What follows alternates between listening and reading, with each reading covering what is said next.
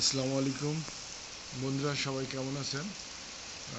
প্রচণ্ড ঝড় আমাদের এলাকায় শুরু হয়ে গেছে। ঝড় এবং তার সঙ্গে বৃষ্টি।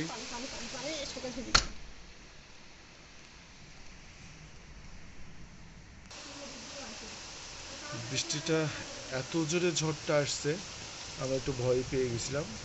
আল্লাহর রহমতে এখন আর ঝড়টা থেমে গেছে, বৃষ্টি হচ্ছে। সবাই সাবধানে থাকবেন আর আমাদের জন্য দোয়া করবেন যেন আমরা ভালো থাকি। আর আপনাদের এলাকায় যদি ঝড় বৃষ্টি হয়ে থাকে, আজকে 17 তারিখ কি 18 তারিখ সম্ভবত, এখন 3টা কয়েক মিনিট।